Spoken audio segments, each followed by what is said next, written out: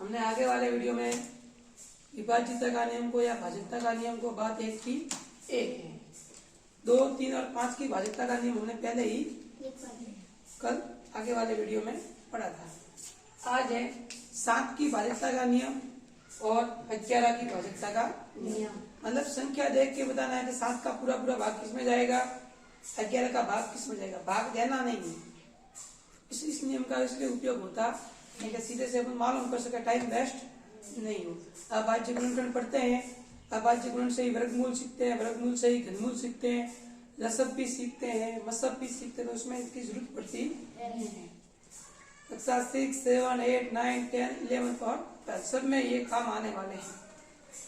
तो पहला है 7 से भाज्यता का नियम। ये कह रहा है दी गई संख्या की, ये संख्या दी गई, इसके इकाई वाले अंक, इकाई वाला अंक बताया हुआ है मैंने, जो सबसे अंतिम अंक है वो इकाई वाला अंक है। ये इसका इकाई वाला अंक ये है और इसका इकाई वाला अंक ये को दुगना करना है। इकाई वाला अंक है उसको दुगना करके शेष संख्या में से घटाते जाए। बार बार ये प्रक्रिया करनी है, बार बार घटाते जाओ। यदि शेष संख्या में 7 का भाग जाता है या वो 7 का गुण जो, तो सीधा देखने से मालूम हो जाता है क्या होगा, या तो 7 का भाग जाएगा या वो 7 का गुण, इसको बाद एक की।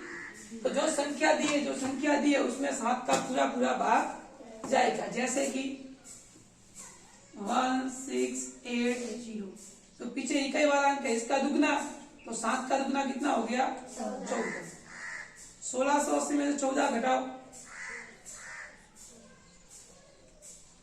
1666, कितने आए 1667। अब वापिस इसके इकाई वाला अंक ठीक है, और शेष संख्या कितनी है 166। इकाई वाले अंक का दुगना कर दो 12, 6 के डबल कितने हो गए 12। 167 में से 12 घटाओ 154। आया समझ में। अब पीछे वाला अंक कितना है 4 का डबल 8। 15 में से 8 गए तो देखो 7 का भाग 7 में जाता है, 4 है, तो इस पूरी संख्या में भी 7 का पूरा पूरा भाग जाएगा। आगे बात समझ में। अतः 16807 में 7 का पूरा पूरा भाग जाता है। सही बात समझ में। मतलब जो इकाई अंक है उसको दुगना करके घटाते रहो। अगर शेष संख्या है, यदि शेष संख्या में 7 का भाग जाता है, क्या हो रहा है 7 का भाग, तो जो दी गई पूरी संख्या बड़ी संख्या उसमें भी 7 का पूरा पूरा भाग जाएगा। एक और एग्जांपल लेते हैं। 5201, 3 इकाई वाला अंक है, इसका डबल कर दो 6। इसमें 6 घटाए तो कितने आए 51। 201 है 195, 95 कितने आ गए 45। ठीक है। अब वापिस 519, पीछे वाला कितना है 5 का डबल कितना हो गया 519 में से 10 के पीछे कितने रहे 509। ठीक है। 9 के डबल करो 50 में से 18 घटाओ 32। ठीक है। 32 में भाग जाता है क्या, नहीं जाता। और करना है तो कर दो 3, इसका डबल कितना होगा 2 का डबल 4, कितना आया माइनस का 7 से कट रहा है क्या, 7 से कट रहा है क्या, नहीं कट रहा है, तो हम लिखेंगे अतः 5201 में 7 का पूरा पूरा भाग नहीं जाता है।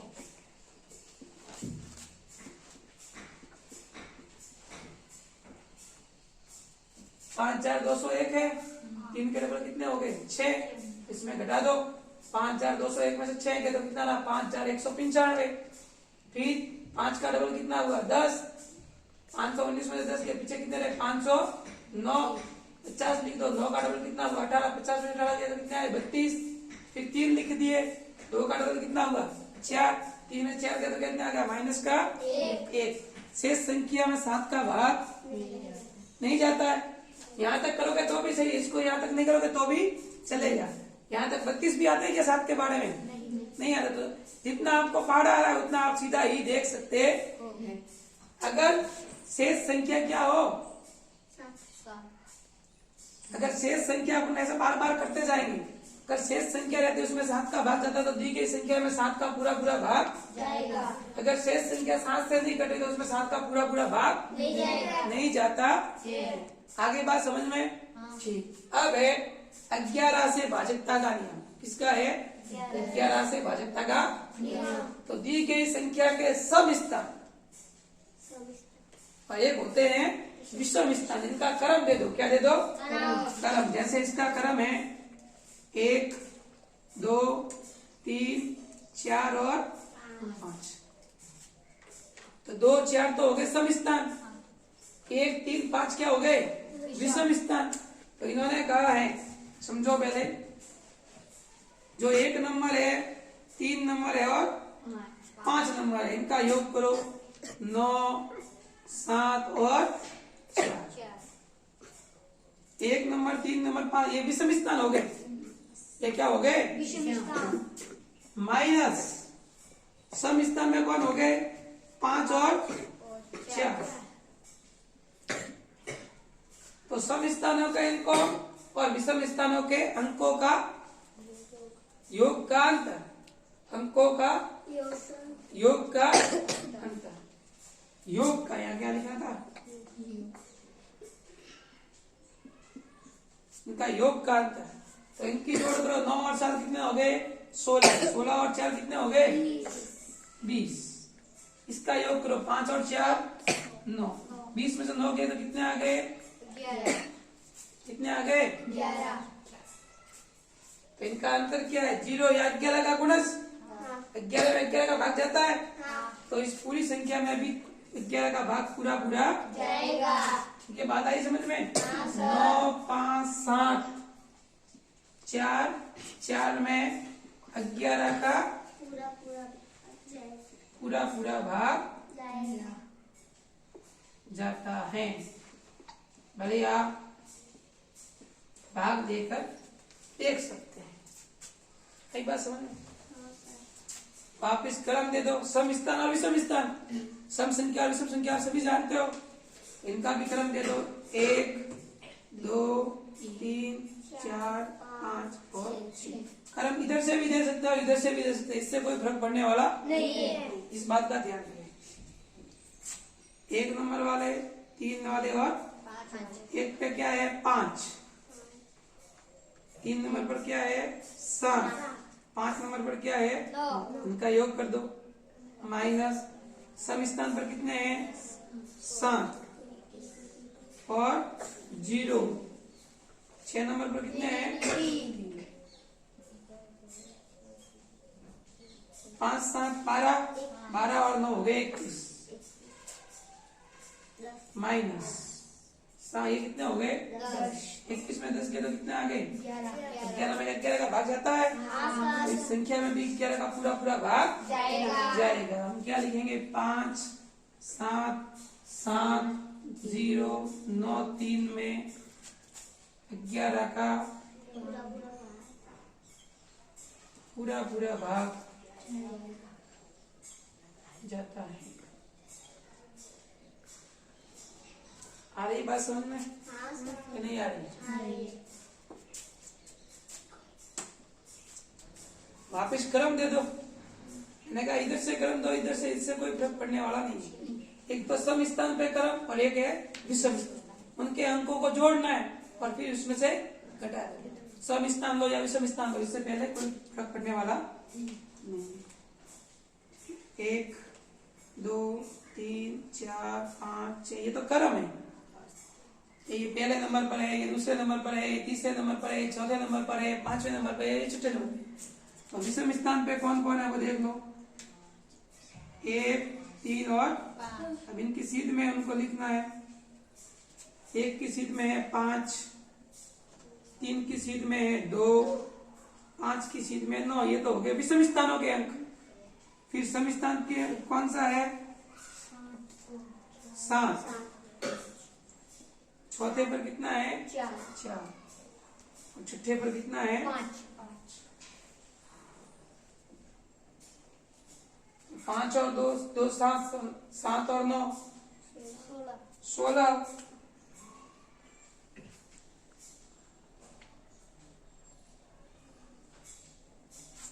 ठीक है, सही है। 9 2 11 5 16। और ये कितने हो गए, 7 और 4 11, 11 और 5 16। 16 में से 16 गए तो 0। तो देखो जीरो का भी क्या होगा, जीरो का भी क्या होगा। एक सम स्थानों के अंकों को और विषम स्थानों के अंकों को घटाते हैं, या तो 0 या 11 का भाग जाता हो, तो दी गई संख्या में 11 का पूरा पूरा भाग जाएगा। आगे बात समझ में। तो इसमें देखेंगे, हम लिखेंगे 5 7 2 4 9 5 में 11 का पूरा पूरा भाग जाता है। ठीक है, एक और एग्जांपल ले रहा हूं मैं। ठीक है, जिसमें भाग नहीं जाता है। अभी तो भाग जा रहा है वो बताया, अब भाग नहीं जा रहा है वो ले सकते हैं। ठीक है,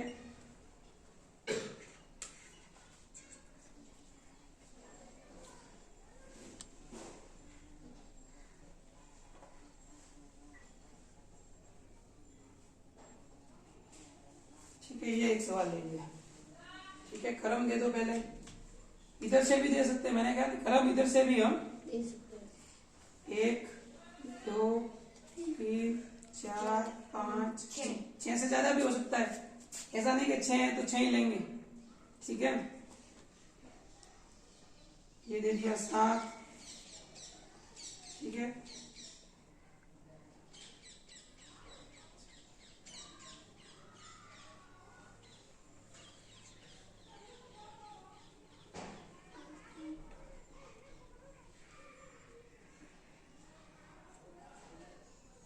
ठीक है, ये संख्या हमने दे दी।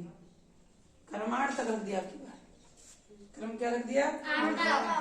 पहला, तीसरा, 5वां और 7वां। ये तो हो गए विषम स्थान। क्या हो गए, तो 1 की सीध में क्या है, 1। 3 की सीध में क्या है, 5। 5 की सीध में क्या है, 2। और 7 की सीध में क्या है, 0। माइनस। अब 2 की सीध में क्या है, 3। 4 की सीध में क्या है, 0। 6 की सीध में क्या है, 1। 8 की सीध में क्या है, 2। यहाँ तक कोई तकलीफ नहीं। अब इनके अंकों का योग 5 और 1 6, 6 2 8। 3 और 1 4, 4 और 2 8 में से 6 गए तो 2। इधर तो 0 है, 11 का भाग 2 में नहीं जाता। तो इसकी गई संख्या में भी पूरा पूरा 11 का भाग नहीं जाएगा।